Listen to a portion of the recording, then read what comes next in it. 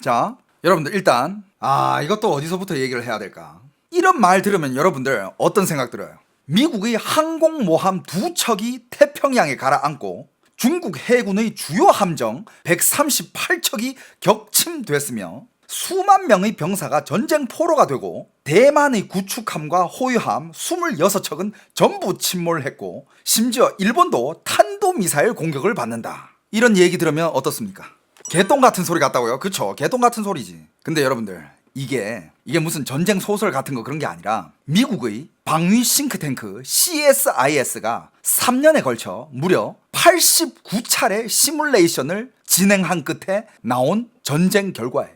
그리고 그 89번의 전쟁 시뮬레이션을 돌린 가운데 정보량이 제일 많이 노출되어 있는 것 중에 한 버전입니다. 이 시뮬레이션은 과거 미군의 실제 전투 데이터를 사용을 했고 퇴역 장성들과 해군 대학 전문가들까지 참여시켜가지고 중국이 대만을 침공할 경우 전쟁이 어떤 식으로 전개될지를 최대한 현실에 가깝게 추산해낸 겁니다.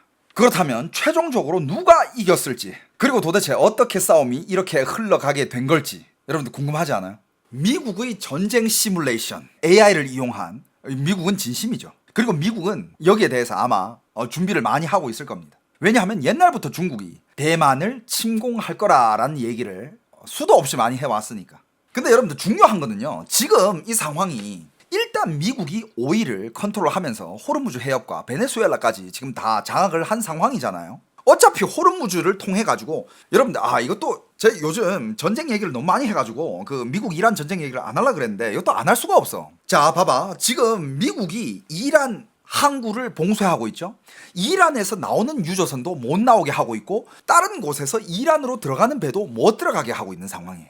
그러면서 지금 미국은 더 이상 급할 게 없어. 왜? 그것만으로도 충분히 이란을 굶어 죽일 수 있거든요. 왜냐하면 이란에 필요한 다양한 물품들이 항구를 통해서 들어가는데 미국이 그걸 막고 있잖아. 그럼 이란도 어차피 오래 못 버텨요. 그런데 여기서 1+1으로 이란에서 나오는 오일이 중국으로 가잖아. 근데 중국 입장에서는 그 오일을 못 받으니까 중국도 점점 비축유가 줄어들고 있는 상황이에요. 그러니까 미국 입장에서는 지금 뭐 전쟁을 굳이 끝낼 필요도 없고 그냥 이렇게 그냥 소모하다 보면 못 버티는 거는 이란과 중국이야. 그리고 대만항으로 만약에 중국이 대만을 먹게 된다면 온 태평양 해협을 중국이 다 먹는 거랑 똑같아요. 이 타격은 누구한테 간다? 제일 큰 게 일본, 한국, 그 다음에 미국 이렇게 갑니다. 그래서 일본이 대만에 그렇게 진심인 거야. 만약에 중국이 대만을 점령을 하고 대만 앞에 있는 그 태평양 해협들을 다 장악을 하잖아. 일본 뒤집니다. 일본 죽어나요. 그래서 대만 유사시 일본은 무조건 참전을 할 거라고 발표도 했었죠. 그죠? 하지만 지금 미국은 어떤 식으로 하고 있느냐? 중국이 대만을 무력 침공을 하기 위해서 그 전쟁을 일으키는 거 자체를 방지를 하려는 거예요. 왜? 중국이 기름이 없으면 전쟁 못 하거든. 중국의 잠수함이라든지 항공모함이라든지 중국의 여러 가지 전투기라든지 미사일 발사체라든지 이런 것들, 풍력이랑 태양 발전기 이런 걸로 그거 발전 못 시켜요. 안 돼요. 무조건 석유로 다녀야 돼. 그러니까 일단 중국으로 들어가는 석유 자체를 끊어버리면 중국은 전쟁 자체를 못 일으켜요. 자, 여러분들, 시뮬레이션에서는 전쟁 날이 2020 혹은 2030 몇 년의 10월 달로 설정이 됩니다. 왜 10월이냐? 대만의 해협은 아주 성격이 거칠어요. 여름에는 태풍이 몰아치고 겨울에는 계절풍이 강하게 불며 봄에는 짙은 안개가 낍니다. 그래서 1년 내내 따져봐도 뭔가 상륙 작전 정도를 할 수 있는 그런 좋은 날씨가 별로 없어요. 딱 2달 있습니다. 4월달이랑 10월달입니다. 근데 왜 10월이냐? 10월은 마침내 미국의 대선 주기의 정치적 공백기와도 맞물립니다, 여러분들. 미국은 대선 때문에 막 바쁠 때야. 그 틈을 노려가지고 중국이 대만을 침공하기 제일 좋은 달은 10월달이에요. 여러분들, 웬만하면 10월달이랑 4월달에는 대만에 가지 마세요. 오케이? 여기서부터 재밌지 않습니까? 굉장히 디테일해요. 자, 전쟁이 시작하기 몇 주 전부터 대만 해협 건너편의 위성 사진에는 이상 징후가 계속 나타나겠죠, 그죠? 중국군의 071형 도크형 상륙함과 075형 강습 상륙함이 후지엔성과 광동성 연안에 집결하기 시작합니다. 동시에 수백 척의 민간 롤온 롤오프 여객선과 갑판 화물선이 조용히 기존 상업 항로를 벗어나 군항으로 이동을 합니다. 그러면서 뭘 하느냐? 로켓군의 미사일 발사 차량들은 산속 기지에서 밖으로 나오면서 장거리 다연장 로켓 시스템은 대만 해협 맞은편에 배치가 돼요. 이 정도 규모의 집결은 각국의 위성들이 전부 똑똑히 볼 수 있습니다. 그건 마치 2022년 초 러시아가 우크라이나 국경에 병력을 집결시켰을 때처럼 전 세계가 뭔가 큰 일이 벌어질 것임을 알게 되는 거랑 똑같아요.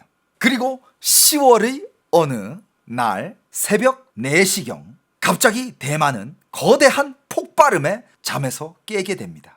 창가로 나가서 밖을 보니 하늘 끝이 밝게 빛나고 있으면서 사람들은 일출인가 착각할 수 있지만 그건 더 이상 일출이 아니라 송산공항 방향에서 치솟고 있는 화염입니다. 왜냐? 이미 대륙에서는 수천 발의 탄도미사일과 순항미사일이 중국 대륙 연안에서 대만을 향해서 날아오고 있습니다. 이게 다 시뮬레이션 과정입니다. 중국군의 미사일의 1차 목표는 어디냐? 대만의 공군기지 활주로예요. 자, 보시면 대만의 공군기지 활주로가 몇 개가 있습니다. 이게 다 첫 번째 타겟이 되는 거예요. 야! 이쪽으로 미사일이 떨어지면서 이제 활주로가 파괴가 되면서 그 다음 목표는 어디냐? 해군기지입니다. 해군기지가 이제 뚫리기 시작합니다. 화롄에 있고 뭐 여기저기 있는 해군기지들이 뚫리면서 해군기지에 정박해 있던 이런 군함들이 미사일에 인하여 가라앉기 시작하며 활주로에도 공군 전투기들이 많이 파괴가 되죠. 그리고 이 전쟁이 시작한 몇 시간 만에 중국은 뭘 할 거냐? 중국은 대만의 구축함과 호위함 26척 부두에 정박해 있다가 그대로 폭격을 맞고 파괴가 됩니다. 1차 목표에서 중국이 주 타겟하는 곳은 자, 아까도 얘기했듯이 공군기지의 활주로, 이게 어디 있냐? 화롄, 타이동, 그 다음에 자이도 있고 칭취안강도 있고 송산도 있고, 그 다음에 2차 목표는 해군기지 조어잉도 있고 찌롱, 그 다음에 수아오 뭐 요런 곳도 있습니다. 야, 뭐 어떤 곳은 제가 못 들어본 곳도 있네요. CSIS 보고서에서는 이 부분을 매우 직접적으로 표현을 해요. 대만의 공군과 해군은 개전 후 처음 몇 시간 만에 대부분이 파괴가 됩니다. 그 다음 타격 대상은 레이더 기지, 방공진지, 그리고 일부 전력 시스템이 됩니다. 여러분들, 이번에 미국도 이란을 침공하면서 이란이랑 전쟁을 벌이면서 이란에 대한 여러 가지 전력 시스템을 마비시킨다는 경고를 많이 했죠, 그죠? 중국도 마찬가지일 겁니다. 동시에 중국 공산당의 해협 도하 작전도 그때가 이미 시작이 되죠. 미사일 공격이 아직 끝나지도 않았는데 중국 해군의 모든 상륙 전력이 총동원됩니다. 미사일을 폭격하면서 그 뒤에는 중국이 약 70척에 달하는 각종 상륙함과 그 다음에 각종 이런 운송함 이런 것들을 후젠성과 광동성에서 줄지어 출항을 시킵니다. 그 뒤를 따라오는 것은 징발된 민간 선박들도 같이 따라옵니다. 평소에는 승객을 태우고 다니던 롤온 롤오프 여객선들이 이제는 보병 전투차와 그 다음에 전차, 탱크 이런 걸로 가득 차 있는 상황으로 대만으로 이동을 합니다. 상륙 작전을 준비하는 거죠. 이들은 그대로 해변으로 돌진해 장비를 하역할 준비를 합니다. CSIS 모델 계산에 따르면 이런 양륙 수송 능력을 모두 합쳐도 전쟁이 시작한 후의 초기 며칠 동안 실어 나를 수 있는 병력은 약 2만 명 정도라고 추산을 합니다. 여러분들, 이때 아직 미국은 개입되기 전이에요. 그러니까 여러분들 이걸 잘 생각해야 돼. 중국이 대만을 침공한다고 해가지고 미국에서 바로 반응을 하고 바로 미국이 중국을 친다? 안 돼. 왜냐하면 거기서 절차가 있어. 그래서 초반에는 일단 어느 정도 대만이 버티고 있어야 돼요. 이게 여러분들 미국 싱크탱크에서 나온 시뮬레이션 내용이에요.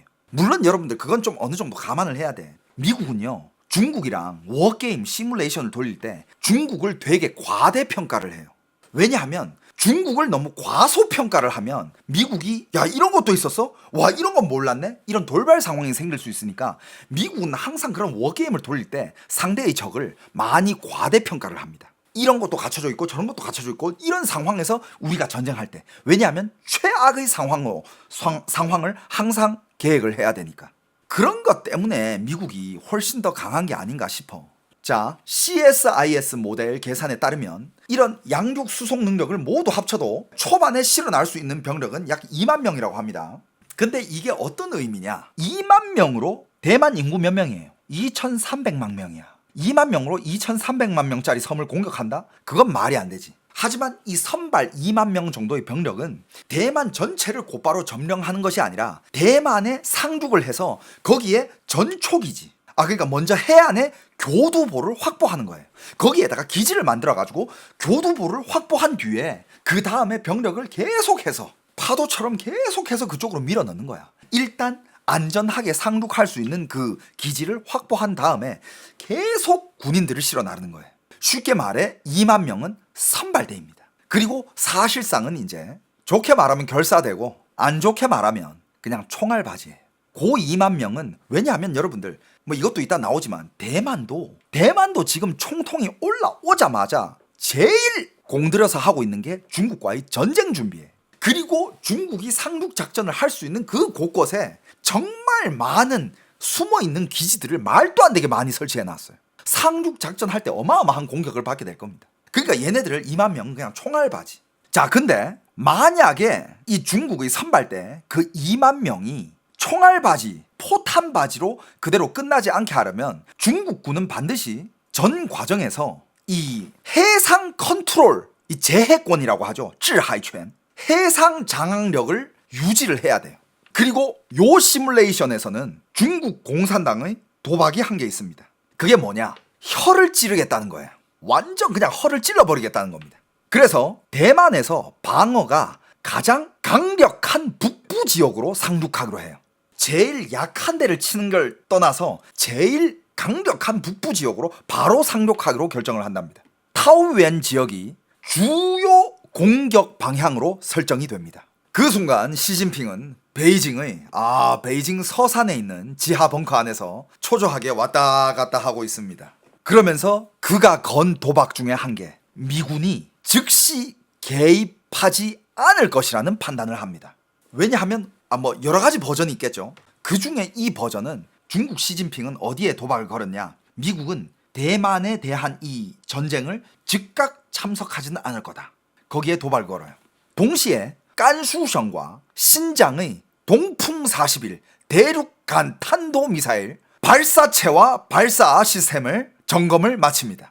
그리고 중국의 094형 전략 핵 잠수함은 대양 깊숙한 곳으로 진입합니다. 그러면서 중국이 전달하려는 신호는 매우 분명해요. 나는 핵 보유국이다.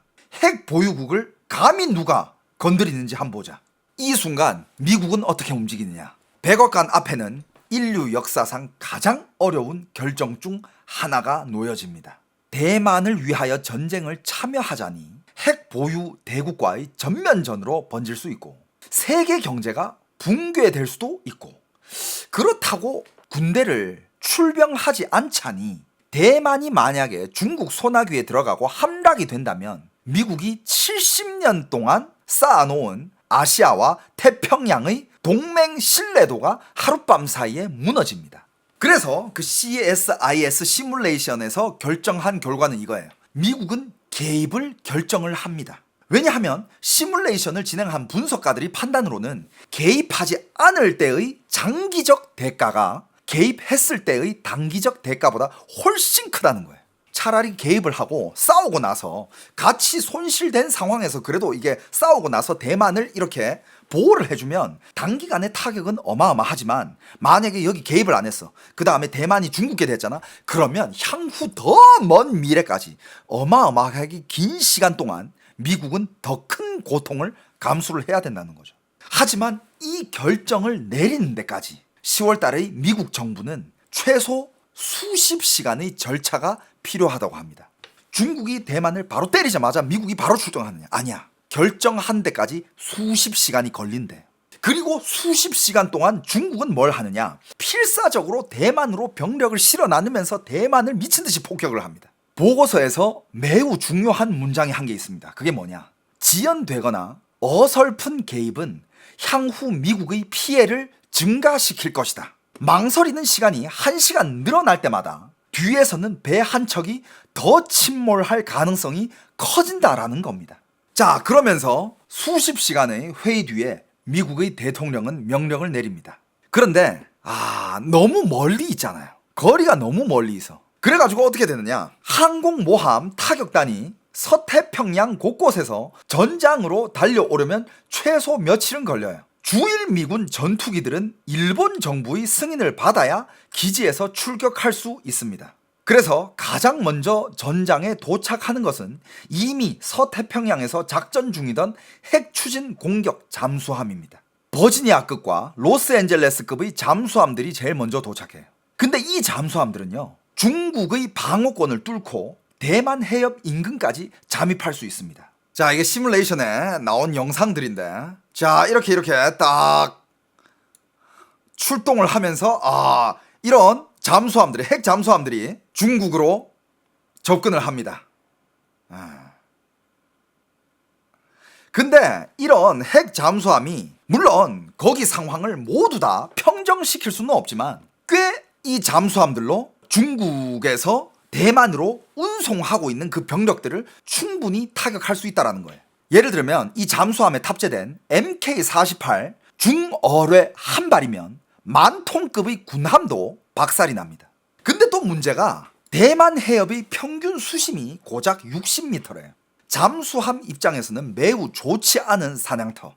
그래서 미군 잠수함이 할 수 있는 일은 좀 제한적입니다. 그럼에도 불구하고 미군 핵 잠수함의 갑작스러운 공격은 중국 선단을 완전히 혼란에 빠뜨리는 데는 충분해요. 그 결과 중국군의 도하 속도도 늦춰집니다. 이 단계에서는 양측이 다투는 것은 딱 한 개입니다. 뭐냐? 시간이에요. 서로 시간을 벌기 위해서 최대한 작전을 펼쳐봅니다. 중국은 해안 교두보로 병력을 보내기 위해서 시간을 다투고 미국은 역시 더 많은 화력을 대만의 전장으로 투입하기 위해서 시간을 다툽니다.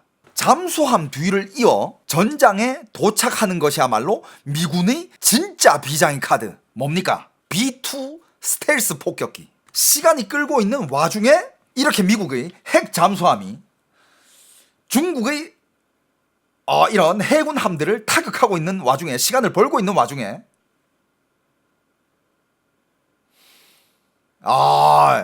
이런 식으로 타격을 하겠죠. 그러면 중국의 이런 수송선들도 이제 좀 이렇게 주춤하면서 좀 이렇게 시간이 늦춰주겠죠. 이 와중에 전쟁이 시작한 지 한 3일에서 5일 정도 지났을 때 B2 이게 이제 옵니다.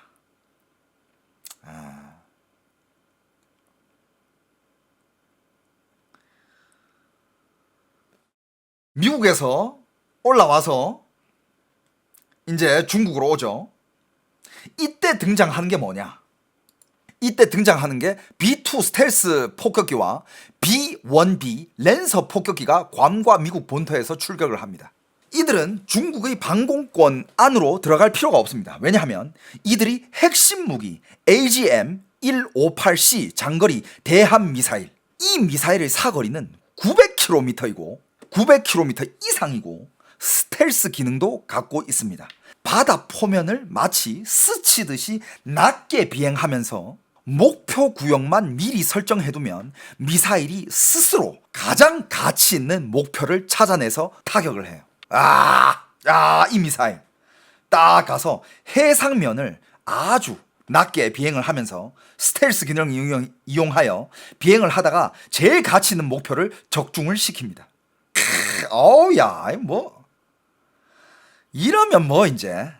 이러면 이제 기세가 확 기울죠. 여러분들 이번 이란과 베네수엘라 공격들을 보시면 중국의 방공망은 이 미사일을 막을 능력이 없어요. 요번에 이란이랑 베네수엘라만 봐도 딱 알잖아. 못 막아요. 이렇게 딱 가다가 딱 타격하면 그냥 그러니까 아작나는 겁니다. 중국에서 대만으로 수송하고 있던 그런 상륙함들의 병력들과 전차들과 탱크들 대부분이 해상에서 물고기 밥이 됩니다. 여러분 한번 상상해 보세요. 중국의 방공권 바 900km에서 B-1B 폭격기가 얘네들이 동시에 수백 발의 스텔스 대함 미사일을 투하해요. 초토화되는 거지. 대만 해협으로 접근하고 있는 중국의 모든 군함과 이송함, 상륙함들이 다 박살이 납니다. 이것이 바로 그 시뮬레이션 결과에서 나왔던 중국의 함정 138척이 파괴되는 주요 원인이에요. 하지만 이 미사일은 치명적인 약점이 하나 있습니다. 왜냐? 재고가 너무 적대. CSIS는 2027년이 되어도 미군이 보유한 이 장거리 대함 미사일 재고가 500발도 안 될 수 있다고 추정합니다. 2027년이 되어도. 게다가 이 미사일을 발사할 수 있는 항공기도 그렇게 많지가 않아요. 그래서 만약에 이 500발을 모두 쏟아붓고도 중국의 해상 수송 능력을 파괴하지 못한다면 그때는 진짜 곤란해집니다. 그때는 정말 와씨 이거 좆됐는데 이렇게 될 수도 있어요. 하지만 다행히 그 수많은 시뮬레이션을 89번을 돌려봤다 그랬잖아. 대부분은 이 500발이면 충분하고도 남는 수치예요. 여러분들 500발이야. 500발이면 충분히 그 138척의 군함을 때려 눕히고도 남는 수량이라고 합니다. 왜냐하면 중국에서 그 대만으로 가는 그 해협이 막 그렇게 넓지가 않잖아요. 거기서 이제 중국의 도하 선단이 빡빡하게 너무 빽빽하게 몰려 있어. 그래가지고 탄약이 거의 낭비되지 않고 아주 여유 있게 그 선단들을 다 침몰시킵니다.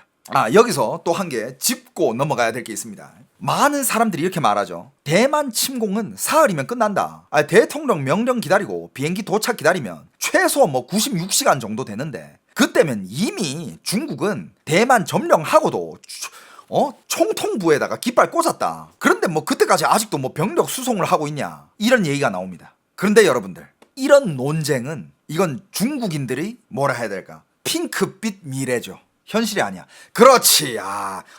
여기 아는 분들 꽤 많네.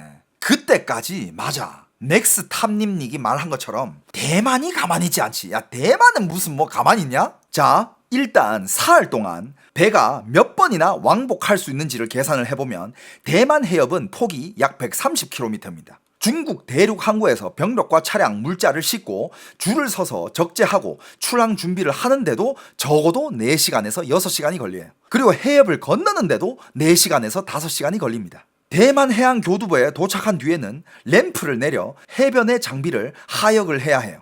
하역 중에도 공격을 받을 수 있기 때문에 하역은 적재보다 훨씬 더 시간이 걸립니다. 그래서 적어도 6시간에서 8시간이 걸린다라고 쳐야 돼요. 그리고 빈 배가 다시 중국으로 돌아가는데도 4시간에서 5시간이 걸려요. 완전한 왕복 한 번에 최소 24시간이 걸리는 셈입니다. 그러니까 중국 대륙에서 짐을 싣고 출발을 해서 대만 가서 공격을 피해서 하역을 하고 다시 그 배를 정비해서 대만에서 대륙으로 돌아가고 하는데 24시간이 걸려요. 그러니까 넷째 날이 되어도 중국 선단은 많아야 3번 정도 왕복했을 가능성이 커요.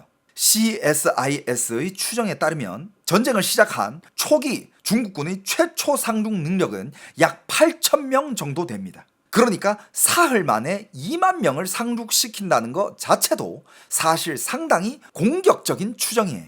하지만 아까도 얘기했다시피 미국의 이런 워게임 시뮬레이션은 상대방을 항상 과대평가해요. 그래야 더 만반의 준비를 하지. 그리고 여기서 이제 제일 중요한 거 이거죠. 대만은 그냥 첫 번째로 미사일 공격을 받고 첫 번째로 타격하는 게 대만의 항공기 활주로부터 타격한다며. 그럼 대만은 그 공격을 맞고 나서 미국이 구하러 오기를 가만히 기다리는 거야? 아니야, 여러분들.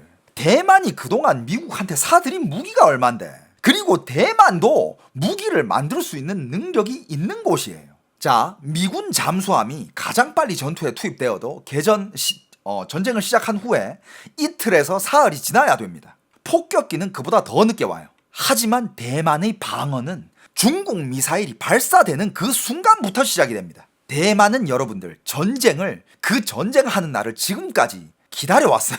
준비를 빵빵하게 해왔어. 대만 공군과 해군은 첫 번째 타격에서 확실히 큰 피해를 입습니다. 하지만 대만의 진짜 대함 화력은 지상에 있는 트럭이에요. 여기저기에 배치되어 있는 트럭과 그 다음에 슝펑3라는 대함 미사일 발사 차량, 이런 발사 차량들은 도시나 어디 공장이나 여기저기 숲이나 어디 러프하게 지어놓은 공장 안에 이렇게 숨어 있어요. 왜? 중국이 그거를 목표 삼을 수 있거든. 거기서 피하기 위해서 다 숨겨놔요. 근데 전쟁이 시작되고 공격이 되잖아? 그럼 대만에서는 걔네들을 그 숨어 있는 곳에서 꺼내가지고 바로 이제 대대륙 대함 미사일을 발사를 하기 시작합니다. 여러분들, 대만도 그렇게 만만한 상대가 아니에요. 대만은 이동한 침공을 대비해서 방어 시스템을 지금까지 구축을 해왔어요. 자, 이런 슝펑3 대함 미사일은 예를 들어서 이 군대에서 한 발을 쏘고 난다. 그러면 10여 분 뒤에 몇 킬로 떨어진 곳에서 다시 또 발사체가 또 발사를 하고 또 저기서 발사하고 여기서 발사하고, 대만 섬의 곳곳에 숨겨진 이런 발사체들이 동시다발적으로 혹은 시간차를 두고 중국을 향해 대함 미사일을 쏘게 됩니다. 중국 공산당 입장에서 제공권을 장악했다 하더라도 이런 발사 차량들을 완전히 잡아내기는 힘들어요. 왜냐하면 그 전까지는 숨어 있을 거니까. 여기에 더해 미국이 최근 몇 년 동안 대만에 대량 판매한 지상 발사형 하푼 대함 미사일도 있습니다. 슝펑2형까지 더하면 대만 서해안은 이미 대함, 그러니까 중국의 함정들을 박살낼 화력으로 촘촘히 깔려 있습니다. 각종 대만의 대함 미사일 총수는 약 1,400발입니다, 여러분들. 대만 약하지 않아. 1,400발이 대만으로 돌격하고 있는 중국의 함정들을 기다리고 있습니다. 그러니까 이 1,400발은 누구를 겨냥하느냐? 중국의 그 함단이 상륙 직전 마지막 수십 킬로미터를 통과하는 구간은 대만 지상 대함 미사일이 가장 밀집된 지역이라는 뜻이에요. 그곳의 참상은 그야말로 바다 위의 고기 분쇄기라고 표현을 한다고 합니다. 그러니까 중국의 함정들은, 상륙함들은 상륙하기 몇십 킬로만 딱 앞에 두고 야 이제 다 왔어 상륙하자 이러고 있는데 그 바로 앞바다에서 고기 분쇄기처럼 갈려버리는 겁니다. 특히 아무런 방호 능력이 없는 민간 선박들은 낡은 대함 미사일 한 발만 맞아도 바다 밑으로 바로 가라앉아요. 그래서 미국의 CSIS 시뮬레이션에서 대만 자체의 지상 대함 미사일은 중국 상륙군을 끊어내는 세계의 살상선 가운데 중요한 한 축으로 평가됩니다. 화면으로 보면 이런 거죠. 대만에 이런 것들이 1,400발이 있다는 거예요. 대만이 자체 제작한 거, 미국에서 사온 거 1,400발 이런 게 기다리고 있습니다. 그리고 여기저기 이동도 편하기 때문에 이동해가지고 자리 잡고 발사하고, 이게 1,400발이 중국의 대륙 함선들을 향해 가지고 계속 발사하게 될 거라는 거예요.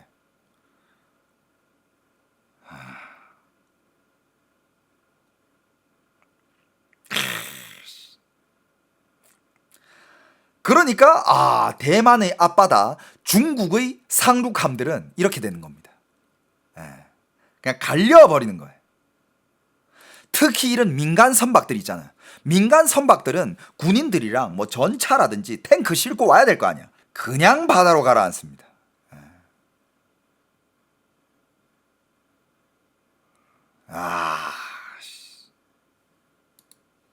자, 그럼 이제 다시 중국 쪽으로 돌아가 봅니다. 물론 뭐 중국도 가만히 얻어맞고 있진 않겠죠. 자, 중국군의 전투기들은 대만 해협 상공에서 미군과 공중전을 벌이게 될 겁니다. 중국의 J-20, J-16, Su-30을 포함해 중국 축 전투기는 1,000대가 넘습니다. CSIS 보고서에 따르면 미국의 5세대 전투기는 중국의 5세대 전투기보다 분명히 우위에 있고 실전 경험도 더 풍부합니다. 하지만 중국은 뭐냐? 수적 우위를 가지고 있어요. 물론 그게 작동한다는 전제하에. 그리고 또 이 순간에 더 중요한 거는 중국이 지옥 같은 전략적 선택을 직면한다는 거예요. 중국은 선택을 해야 됩니다. 뭐냐? 바로 일본의 미군 기지를 공격을 할 것인가 말 것인가, 이거를 정해야 돼요. 왜 중국이 일본에 있는 미군 기지를 공격해야 되냐? 만약에 공격하지 않는다면 미군의 F-35와 FA-18이 일본에서 끊임없이 출격을 해요.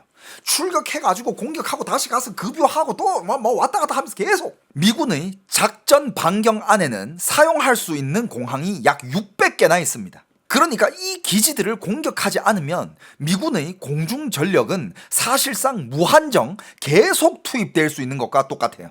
그래서 중국은 그걸 공격할까요 말까요? 그렇다면 중국은 일본을 공격을 할까 말까? 자, 중국이 만약에 일본에 있는 미군 기지를 공격하는 순간 일본은 자동으로 교전국이 돼요. 일본은 전쟁 금지 국가인데 공격을 받는 순간 일본은 참전할 명분이 이빠이 생깁니다. 일본은 아마 그 순간만 기다리고 있을 거예요. 아, 제발 쳐라. 야, 쳐봐. 야, 우리 자유대 한번 투입하게. 쳐. 하지만 중국은 결국 어쩔 수 없이 시뮬레이션에서는 일본에 있는 미군 기지를 치게 돼요. 왜냐하면 미국의 공군 전력을 차단을 해야 되니까 공격을 선택합니다.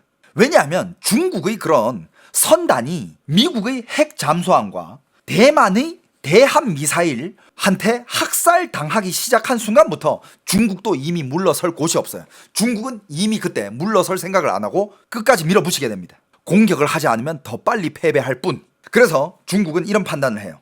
상륙 선단이 전멸하면 중국 내부 선전에서 말하던 이른바 강대국 서사는 더 이상 버틸 수가 없어져요. 중국은 항상 대국민들 세뇌를 어떻게 했느냐. 강대국. 중국은 강대국이다. 서방은 몰락하고 있다. 중국이 떠오르고 있다. 나중에 이 세계를 컨트롤하는 건 중국이다. 항상 이렇게 얘기해왔죠. 근데 여기서 물러선다? 중국의 그 서사는 끝납니다. 그래서 중국은 물러설 수가 없어요. 그래서 중국의 탄도미사일이 오키나와와 가데나 공군 기지에 떨어지기 시작해요.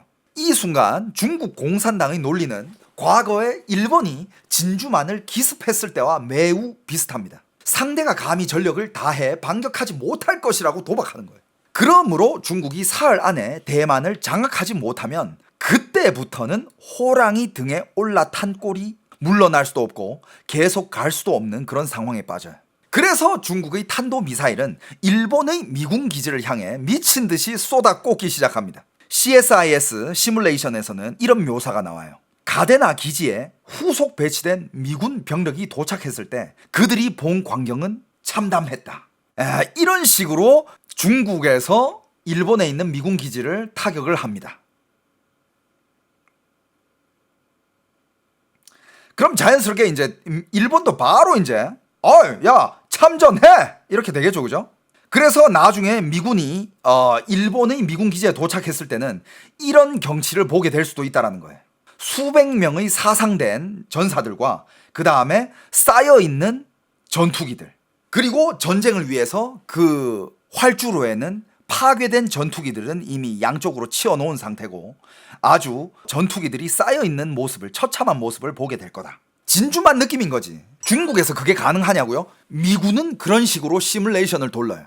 중국은 말로는 그게 가능하다고 얘기해. 그러면 미군은 당연히 그걸 가능하다는 전제하에 그 전쟁 시뮬레이션을 돌려야 돼요. 왜냐하면 그것도 대비를 해야 되니까. 실제로 중국이 되든 안 되든 시뮬레이션이랑은 상관없어. 시뮬레이션은 무조건 적이 그게 가능하다고 가정하고 시뮬레이션을 돌려야 되는 겁니다. 공격을 받은 일본에 있는 미군 기지는 전투기 중대 전체의 잔해가 불도저에 밀려서 활주로 양쪽에 쌓여 있고 기지 병원에는 수백 명의 부상병으로 가득 차 있게 될 거라고 미국의 CSIS 시뮬레이션은 그렇게 추론을 했어요. 그리고 이어지는 것이 전체 대만 해협 전쟁 시뮬레이션에서 가장 충격적인 장면이에요. 그게 바로 뭐냐? 미군의 항공모함입니다. 중국 입장에서는 미국 항공모함은 단순한 군사 목표가 아니라 정치적 목표입니다. 2차 세계대전 이후 미국은 전투 중에 항공모함을 단 한 척도 잃은 적이 없습니다. 항공모함은 이미 미국의 세계적 힘을 상징하는 토템이 되었죠. 그래서 베이징 입장에서 보면 설령 이 전쟁에서 최종적으로 승리를 하지 못하더라 하더라도 미국의 항공모함 한 척만 제대로 격침한다면 국내 서사는 여전히 유지가 될 수 있다 이거야. 뭔 말인지 알겠어요? 그러니까 중국이 이 전쟁에서 진다 하더라도 이게 돼. 우리는 미국의 항공모함을 침몰시킨 나라다. 중국 공산당은 위대했다. 나를 따라라. 중국을 재건하겠다. 이게 되거든. 그래서 미국의 항공모함이 출동하자마자 중국은 20년 넘게 준비해온 항공모함 킬러 둥펑 21D를 사용을 합니다. 둥펑이라고 많이 들어봤죠? 여기에 구축함, 잠수함, 폭격기에서 발사되는 각종 대함 미사일까지 동원을 합니다.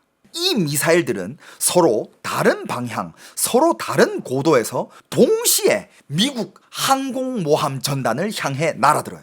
사면팔방에서 그냥 미국 항공모함만 위에서 막 쏴댑니다. 미국이 세계 최강의 이지스 방어 체계를 갖고 있다 하더라도 이런 공격을 100% 요격하는 것은 불가능하다고 합니다. 이런 식의 대가를 아끼지 않는 공격, 이른바 포화 공격. 저번에도 얘기한 적 있죠. 중국의 포화 전술. 네가 100개 미사일을 때려 맞출 수 있어? 그럼 난 200개 쏟아붓지. 200개도 다 때려 맞출 수 있어? 난 300개 때려붓지. 중국의 인해 전술, 물량 전술이에요. 이런 식의 중국의 대가를 아끼지 않는 물량으로 밀어붙이는 이런 공격 앞에서 CSIS 기준 시나리오가 낸 결과는 이거예요. 미군은 최종적으로 항공모함 2척을 잃고 대형 수상 전투함 10척에서 20척을 잃게 돼요. 그리고 10,000명이 넘는 수병이 바다에 빠지게 됩니다. 근데 여러분들 여기까지만 들으면 미군이 그렇게 된다고? 미군? 뭐 좆된 거 아니야? 아닙니다. 미군이 이렇게 될 정도면 중국은 어떻게 되겠어? 미군이 이 정도면 중국은 자 CSIS에서 나온 시뮬레이션 결과 중국 해군 역시 동시에 학살을 당하죠. 학살 당한 결과 중국은 3주 동안 주요 함정 138척과 전투기 155대를 잃으면서 중국 선단의 약 90%가 파괴가 돼요. 자, 다시 대만의 해번으로 시선을 돌려보면 전쟁 2주차에 이르면 중국은 약 37개 대대, 대략 3만 명의 병력을 상륙시키는 데 성공을 한다고 합니다. 이들은 주로 북부 타오유엔 지역의 해안 교두보에 집중되어 있다고 해요. 얼핏 들으면 상당한 진전처럼 보이지만 하지만 실제로는 재앙입니다. 왜냐하면 중국 양륙 선단의 90%가 바다 밑으로 이미 가라앉았기 때문이에요. 이들이 생존하기 위해 의존해야 하는 해상 보급선 이미 없어졌어요. 이 3만 명은 대만에서 완전 고립이 됩니다. 탄약이 점점 줄어들고 연료는 바닥을 향해 가고 있죠. 부상자들을 후방으로 이송할 통로도 없어요. 더 치명적인 것은 이 3만 명이 해변에 발을 디딘 순간 앞으로 돌격할 공간이 거의 없다라는 겁니다. 앞으로 나아가려면 타오유엔 도심으로 들어가서 집집마다 거리마다 싸우는 이런 그런 식의 전쟁을 벌여야 된다는 거예요. 그렇지 않으면 옆으로 논밭으로 전개를 가야 돼. 하지만 그것에서 장갑 부대와 전차가 논밭에 빠지면 쉽게 나올 수도 없죠. 동시에 뭡니까? 대만의 육군이 이들을 포위하기 시작합니다. 대만 육군이 센가라고 물어보시는데 자 여러분들 한번 물어볼게요. 한국은 남자들이 군 생활을 하잖아요. 한국에 전쟁이 일어난다면 현역 군인들 플러스 예비군들 총 군사력 몇 명입니까? 내가 알기로는 어마어마한 걸로 알고 있어요. 나도 정확히 얼마인지는 모르지만 몇백만 되지 않나? 몇백만까지 안 되나? 그래도 한 100, 200만은 되지 않을까? 600만 정도. 아무튼 저도 정확한 건 잘 모르지만 꽤 많아요. 왜냐하면 한국 남자들은 웬만하면 전쟁 가능해. 그리고 전쟁한다고 해가지고 모두 다 총을 쏴야 되는 건 아니거든. 총 쏴야 되는 사람, 대포 쏴야 되는 사람, 조준해야 되는 사람, 운전해야 되는 사람, 연료 수송해야 되는 사람, 탄약 준비해야 되는 사람, 뒤에서 밥해야 되는 사람, 너무 많아. 근데 한국의 군인들은 그거 다 가능해. 쌉 가능이야. 한국 예비군 인력 어마어마합니다. 근데 여러분들 대만도 군복무를 해요. 대만 전쟁 시 동용 가능한 대만의 예비군 동원령이 내려준 뒤 약 73%의 병력이 직결 지점에 도착을 한다고 합니다. 이게 약 얼마로 되느냐? 20만 명이 넘는 인원이 전투 서열에 합류한다는 거예요. 이건 후방 군인도 카운트 안 된 거야. 앞에서 전쟁할 수 있는 군인 인력만 20만 명. 이 20만 명이 상륙해 있는 중국 군인 3만 명을 포위를 해가지고 사냥을 하기 시작합니다. 대만도 남자 강제징병 맞습니다. 그래서 CSIS 보고서의 핵심 결론 중 하나가 대만의 육군이야말로 전체 전투의 진짜 승부처라는 거예요. 자, 지상군이 여기 요 자료 화면도 있네요. 이게 이제 아까 말한 미군의 항공모함이 이렇게 공격을 받게 될 상황. 중국은 어떤 대가를 치르더라도 얼마나 많은 미사일을 쏟아붓더라도 미국의 항공모함 한 대는 꼭 때려 죽일 각오를 할 겁니다. 무조건 한 대는 격침한다 해.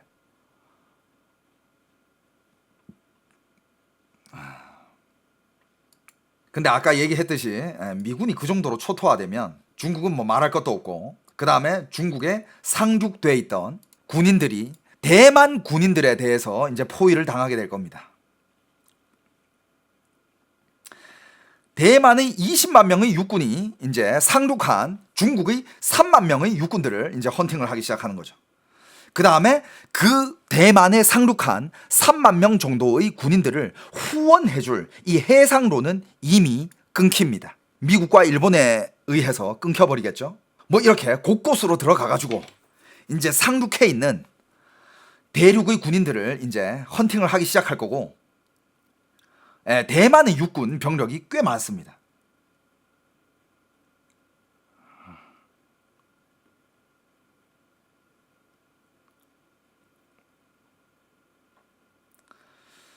중국이 과연 이 상륙 작전을 얼마나 성공시킬지는 그건 모르죠. 그런데 쉽지 않을 거라는 거. 자, 전쟁 3주차가 되면 중국 상륙 부대의 처지는 정말 절망적으로 변하게 돼요. 왜냐하면 이 상륙한 병사들한테 탄약은 바닥나고 공중보급도 대만의 방공망이 워낙 촘촘하기 때문에 공중보급도 힘들어집니다.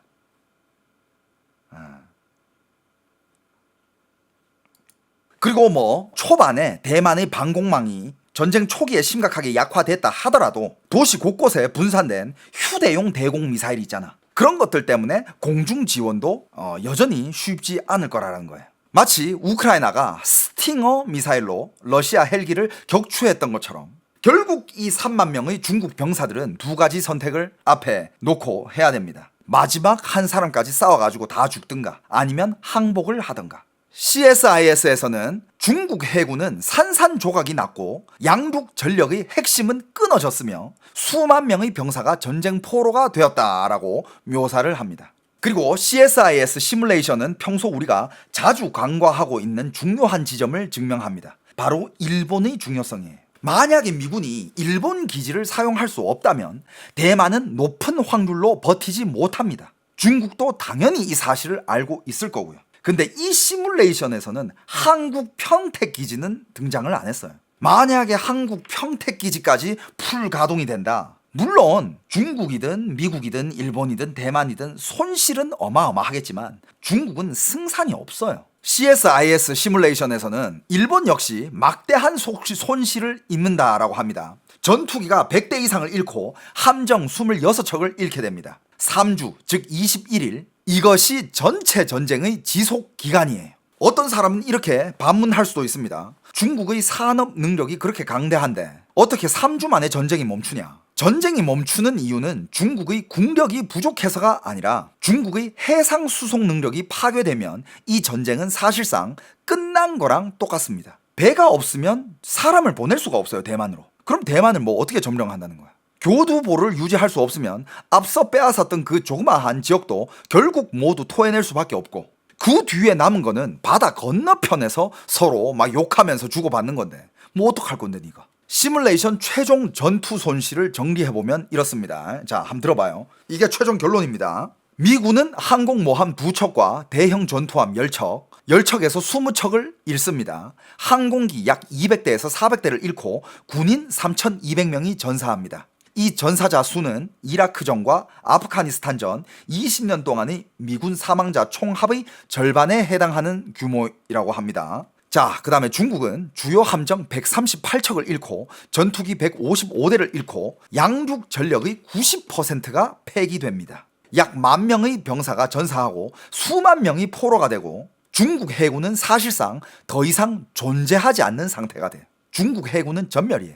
일본의 경우는 앞서 말했듯이 전투기 100대 이상을 잃고 함정 26척이 침몰을 하고 대만은 구축함과 호위함 26척 정도를 잃는다고 합니다.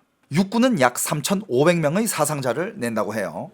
그리고 가장 처참한 것은 대만 경제가 파괴적인 타격을 입고 전후 재건에 직면한다는 점입니다. 하지만 대만은 민주주의 국가의 실체로서 살아남는다라는 거예요. 대만은 그때서야 비로소 국가로 인정을 받고 살아남는다는 거죠. 민주주의 국가로. CSIS의 표현에 따르면 대만군은 붕괴되지는 않았지만 심각한 손실을 입는다. 그리고 이후에는 경제적으로 산산조각난 섬 위에서 계속 방어를 이어가야 한다. 2023년부터 2025년까지 워싱턴의 최상급 전략 싱크탱크인 CSIS는 총 89차례 대만 해협 전쟁을 시뮬레이션 했다고 합니다. 그중 24차례는 전면적인 양국 상륙 작전을 가정한 시뮬레이션이었다고 해요. 이 24차례 시뮬레이션의 결론은 이렇습니다. 일단 중국이 상륙 작전을 펼친다. 대부분의 시나리오는 중국의 침공은 실패한답니다. 하지만 그 대가로 모든 당사자가 참혹한 피해를 입는다고 합니다. 물론 중국이 승리하는 경우도 몇 차례가 있었대요. 하지만 그거는 이유는 명확해요. 4가지 필수 조건이 충족되지 않았을 때. 대만이 성공적으로 방어되려면 전쟁이 일어났을 때 4가지 조건이 충족이 돼야 돼요. 근데 이 4가지 조건이 충족이 되지 않는다. 그러면 중국이 이길 가능성도 있다고 합니다. 그게 뭐냐? 첫 번째 조건은 반드시 일본 기지를 사용을 해야 한다는 거예요. 일본 본토의 기지를 사용하지 못하면 미군 전투기 편대는 대만 해협 상공에서 충분한 출경률을 유지할 수가 없다고 합니다. 그리고 두 번째 조건, 절대 우크라이나 모델을 반복해서는 안 된다는 거예요. 우크라이나에서는 전쟁 발발 후에도 미국과 나토가 육로를 통해 무기를 계속 공급할 수 있었다는 거죠. 하지만 대만은 섬이에요. 전쟁이 터진 뒤에야 느긋하게 보급을 시작하겠다는 발상은 자살 행위다라는 겁니다. 필요한 물자는 중국이 대만을 공격하기 전에 반드시 섬 안에 비축되어 있어야 한다는 거예요. 지금 대만은 어마어마하게 비축을 하고 있죠, 그죠? 세 번째 필수 조건은 미국이 반드시 중국군 방공권의 사정거리 밖에서 폭격기와 핵 잠수함을 이용해 장거리 대함 미사일을 대량 발사를 해야 한다는 겁니다. 만약 장거리 미사일 제거가 부족하다면 설령 미군이 개입하더라도 손실 비율은 감당할 수 없을 정도로 높아진다고 해요. 하지만 아까도 얘기했듯이 미국의 장거리 미사일 수는 넉넉한 거죠, 그죠? 그리고 마지막 조건, 이게 가장 중요한 겁니다. 이게 충족이 안 되면 대만은 몰락합니다. 마지막 조건 뭡니까? 그 조건은 바로 대만의 국민들이 항복을 해서는 안 돼요. 끝까지 싸울 의지를 가지고, 끝까지 보호할 의지를 가지고 끝까지 전쟁을 해야 된다는 겁니다. 대만 국민이 항복하는 순간 모든 게 끝나요. 맞잖아. 반드시 대만은 항복하지 않고 현장에서 방어선을 고정하고 버텨야 된다는 거예요. 대만이 항복하지 않는다는 것은 모든 시뮬레이션의 전제예요. 그 조건이 충족이 안 되는 순간 중국이 이깁니다. 그래서 여러분들, 중국이 끊임없이 대만으로 스파이를 보내고 대만 정치인들을 매수하고 대만의 반중국파 주변에다가 계속 스파이를 심어놓고 친중국 세뇌 교육을 시키고, 그거를 중국이 대만한테만 하고 있습니까? 아니죠. 한국과 일본한테도 하고 있어요. 근데 일본은 깨어났죠. 미국이 깨어났듯이 중국이 그런 침투를, 세뇌적인 침투를 절대적으로 방어하려고 하고 있죠. 일본의 지금 반중 정서 어마어마합니다. 왜? 중국이 계속 침투를 하니까. 한국한테도 이 침투를 마찬가지로 벌이고 있죠. 하지만 지금 한국은 뭐 개 병신 짓거리나 하고 있죠. 어느 미친놈이 중국한테 항복하냐고요? 중국한테 매수당한 새끼들. 걔네들은 항복할걸요? 매수당했으니까. 여러분들, 한국의 친중국 스파이 세력들 졸라 많습니다. 한국의 군사 비밀부터 시작해가지고 기업 비밀들을 중국으로 넘기고 있는 자들, 그거 다 간첩이에요. 오죽하면 미국이 직접 한국을 경고하겠습니까? 한국 지금 너무 친중국으로 좌쪽으로 꺾이고 있다. 미국의 상원의원이었나? 대놓고 얘기했다 그러죠. 제일 중요한 거, 국민이 정신을 똑바로 차려야 돼. 어떤 나라든 국력이 부족하지만 국민이 정신만 박자 차리고 있잖아. 결국에는 그 나라는 보존돼요. 근데 국민이 매수당해가지고 처음부터 싸울 의지가 없다? 그럼 그 나라는 그냥 침몰하는 거야. 결과는 여기저기 처참하지만 중국은 결국에는 대만을 침공할 수 없고, 중국은 해군은 사라지면서 중국은 피해가 어마어마하죠. 하지만 그때 됐지만 중국의 공산당들은 어떻게 할 것 같아? 중국 내부에서 여전히 우리가 미국의 항공모함을 침몰시켰습니다. 그 어느 나라도 해내지 못했던 중국이 해냈습니다. 그러면서 또 세뇌 정책을 펼치면서 그런 식으로 또 중국 안에서 해먹고 있겠지. 이게 제일 가능성이 큰 미국 대 중국 대 대만 일본의 전쟁 시뮬레이션이래요. 중국은 결국에는 성공할 수 없지만 어마어마한 피해를 입게 된다. 대만도 마찬가지고 미국, 일본도 마찬가지고. 여러분들 어떻습니까? 이 CSIS의 이 시뮬레이션 어떻게 제 말로만 어떻게 어느 정도 좀 이게 생생하게 전달이 됐나요? 근데 지금은 상황이 또 달라진 게 일단 중국은 석유가 부족해. 석유가 부족해서 얼마 전에 미국에서 내린 결론이 지금 중국은 대만을 침공할 능력이 없다라고 결론을 내린 상황이에요. 근데 또 모르지. 전쟁은 그 누구도 예측할 수 없는 게 전쟁이니까. 중국의 비축유를 총동원시켜봤자 전쟁할 수 있는 그 필요한 그걸 다 충족을 못 시킨대. 버틸 수 있는 날이 엄청 짧대요.